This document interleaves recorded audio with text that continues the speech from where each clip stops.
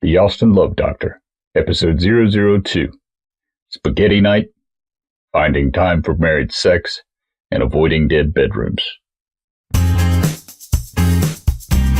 This is Dr. Charles Reynolds, inventor of the O-Shot, and thank you for joining Dr. Emily Porter, the Austin Love Doctor, as she openly discusses your most intimate questions regarding relationships, sex, and personal wellness through the eyes of a medical doctor who treats men and women for a variety of sexual issues using the latest medical advancements available.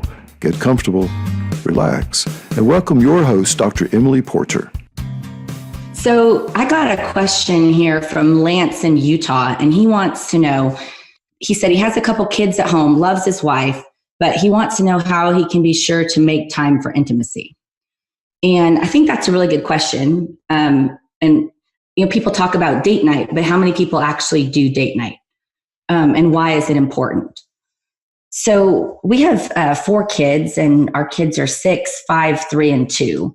And we one time thought it'd be a good idea to lock the door and do like an afternoon delight kind of situation. And we hadn't done that before. So the kids were supposed to be sleeping. They were still young enough to have comfortable naps, and the older kids could play. And I asked my husband if the kids were sleeping, and as I'd been out and came home, and he said, yeah, they are. The boys are in their cribs. Well, that's good. They weren't crawling out of their cribs. And the girls were upstairs playing. And I was assured that they were entertained and having fun, and that we would have some uninterrupted time. And we kind of joked like, well, we won't make it take too long anyway, so it'll be fine. So just to hedge my bets, I locked the door. And I did oral sex on my husband, and then I climbed on top, like woman on top, which is not probably our most tried and true method. So it was a little off the cuff, changing up a little bit all the way around. And all of a sudden, my 6-year-old girl and my 5-year-old girl come in the room. And my 6-year-old does not hide her emotion well. And she goes, "Oh, what are you doing?" Just like that. Like you could hear the guilt right in it. And she's in Catholic school. "What are you doing?" And my husband's instinct was to scream, right? Like, "Get out of here, get out of here." And she's super emotional. So she immediately like bursts into tears. And my 5-year-old has these big eyes, and she just looks at me with these big eyes, and she didn't say anything. She just like looks at you with these eyes and then turns around and walks out the door and follows her crying sister out the door. So I go out and I put my clothes on, and my husband throws his boxers on, and he starts folding some laundry. And I said, "Maggie, Daddy's sorry he yelled at you. He didn't mean to yell at you." And she goes, "What were you doing?" And I said, "Well, we were just hugging and kissing and just loving on one another." And she goes, "I know what you were doing. You were roughhousing." And I'm like, I don't even know where she heard the term roughhousing. And all I can think about is the Catholic kindergarten car line tomorrow and what's going to go down at the Catholic kindergarten car line. And I said to my husband, I said, "I'm sorry, babe. I swear I locked the door. Like I was certain I locked the door.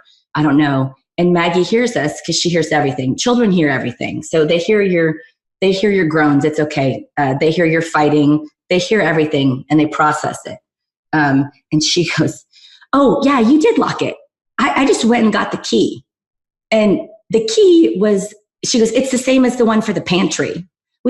Okay. True confession. We lock our pantry because you know what happens when you have 4 kids and you don't lock the pantry? You turn around to like chop an onion and you have 4 boxes of Kix cereal strewn all over your pantry. And now you have another goddamn mess and you're about to lose your shit because it's 7:00 at night and your kids are supposed to be in bed an hour ago and you haven't even cooked dinner yet. So you lock the pantry. No judges, okay? We locked the pantry, and she goes, "It's the same key." So she had to go get a step stool, climb up the step stool, get the key down from above the stove, and unlock our door to come in. So they will find you. So I recommend that you lock the door. But so all I could think was, I'm glad she walked in when I was on top and I could explain it with roughhousing, because I'm not sure how I would have explained filleting my husband and having her walk in on that, because I probably wouldn't have been able to be explained with the term roughhousing. So Anyway, lock the door. That's number one. Number two is you just have to schedule it. I mean, I know that's not a sexy answer. That's probably not what you want to hear. If you've ever had fertility or tried to get pregnant, I think when you say it like that, scheduling sex starts to become a chore. And I don't mean it like that, because if you make a chore out of it, you won't enjoy it. But we're not trying to, unless you have to have time sex for fertility drugs or whatever. If you're just having recreational fun sex, it's okay to schedule it. And schedule a date night at least twice a month. And when I say schedule it, I don't mean schedule it in your brain. Like, oh yeah, we should have date night. Yeah, because you know what happens? It never happens because you don't make it a priority. It's not sexy. It has to be on the calendar. And ours is literally on the calendar. We use Gmail, so we have Google Calendars, and he has his calendars in red and my calendar's in blue. And then we have a calendar so I'm Porter, he's Morrissey. And then we have a Pourmore calendar. Isn't that cute? We married our names, and it's purple because red and blue together make purple, and that's cute. And we have a calendar, and we just put on there like date night, sex, whatever. And it all is all well and good until my husband gave my father-in-law access to the calendar. So we kind of had to rein it in a little bit. But put on the calendar and schedule a sitter. Because if you think about it on Wednesday night to make a date Friday night, then you have an excuse now to have it not happen, because now you have to call a sitter and you don't have a sitter. So put it on the calendar. We make our calendar a month ahead of time. He puts all of his ER shifts. I put all the times I'm working. We put any trips that we have. We schedule our nanny. And if you don't schedule it, you can't remember the last time it happened. And everyone goes, wow, I didn't mean for it to be 6 months. How has it been 6 months since the last time we had sex? Because in your mind, it hasn't been that long. But I joke, I own a $400,000 laser. Why do I still have pubic hair? It's because I keep thinking that I just got a laser hair treatment, and it hasn't. It's been 4 months, and now you got to start all over again because I didn't schedule it. So this year I got a treatment, and I just put every 4 weeks on my calendar. I made myself an appointment to get my own treatment because that way I know that it happens. So I'm sorry that doesn't sound sexy, but that's just the reality of it. And you can make it sexy. The other thing is you can't be cheap. Because if you say, well, and I understand it's okay to be strapped for money, but you have kids, they're just expensive, and babysitters are expensive. It's not gone are the days where you paid a sitter $4 an hour and you came home to all your laundry being done. Reality is you're going to pay a sitter $17 to $20 an hour. You're going to come home and their Instagram feed is going to be super full and your dirty dishes are still going to be in the sink. Just get over it. That's times we live in. And suck it up and realize that you're gonna have to spend a little bit more money, but it's okay. We actually have an apartment now. Like, I know that sounds super weird, but I have an apartment for professional reasons to be able to go somewhere to have a quiet place, and to get work done and not have any distractions. My apartment literally has we don't even have a thing to clean the toilet here. I don't know what we're gonna do when we have to clean the toilet. We have an air mattress, 2 chairs, and some LaCroix in the fridge and a toothbrush and some shampoo, and that's it. Because if we start putting things here, we put TV here and things, then we have distractions again. I don't believe in TVs in the bedroom.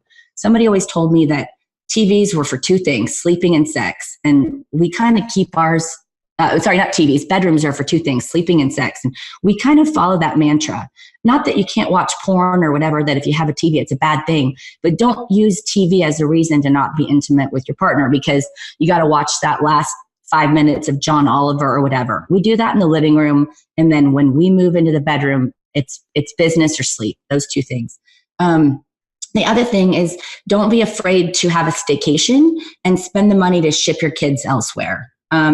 You can ship your kids to grandma's house or whatever if somebody lives by. We actually have some friends who will do a swap with us.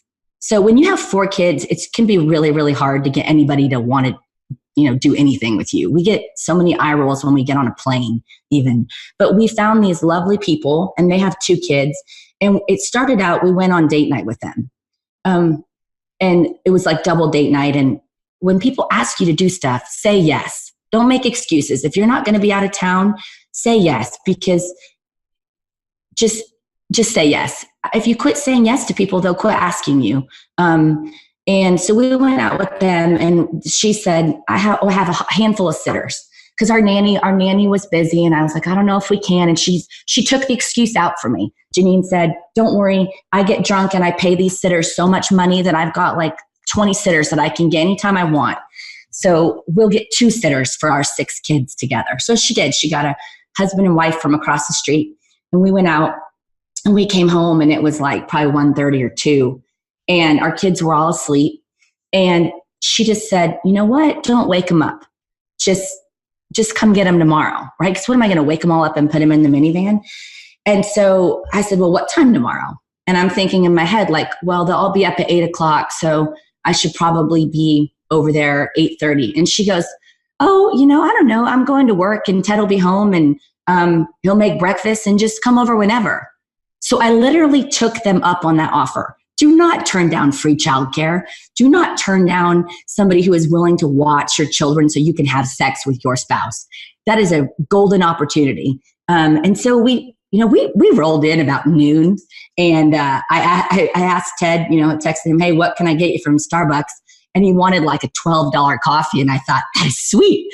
You were the cheapest babysitter I've ever had. And these kids, they were all changed, and they'd all been fed bacon and pancakes, which they wouldn't have gotten in my house. It would have just been cereal. And no one was any the wiser. And my husband took advantage of me in every room in our house. And it was really, really great and fun. So don't be afraid to take advantage, but you have to reciprocate. So, it was so good. We have a relationship with them. And, he wanted to take his wife to Chicago for her birthday. And he said, would you be able to come pick the kids up from the house?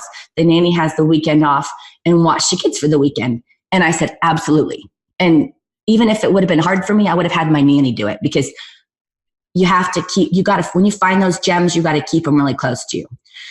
So that's one thing. And then the last thing is spaghetti night. And here's what I mean by that. So we had a nanny who told us that whenever they had spaghetti, you had to have sex with your partner. And they had young kids at home. It was the same thing. And it was, what do kids like to eat? They like chicken nuggets, and they like pizza, and they like spaghetti. And there's like 5 things that they'll eat for dinner, right? So most people that have young kids have spaghetti probably once a week.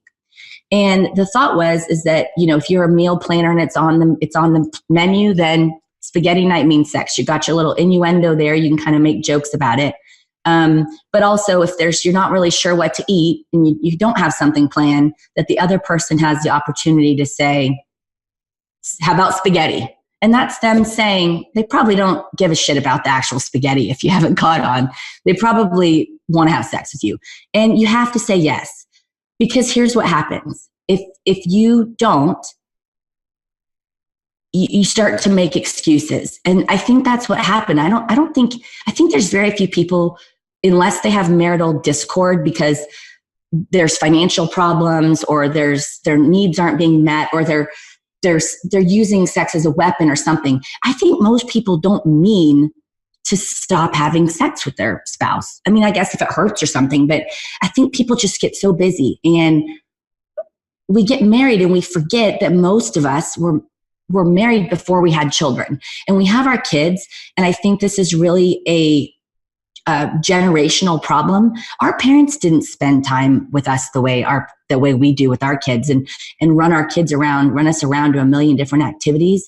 And we just exhaust ourselves. And I mean, I'll be totally honest. My kids don't do a whole lot. Like, we sit around, our TV babysits, and we go on nature walks, and they can still be entertained for 2 hours at a restaurant with some crayons and a piece of paper. We don't let them play with our phones. And so we make our kids a priority.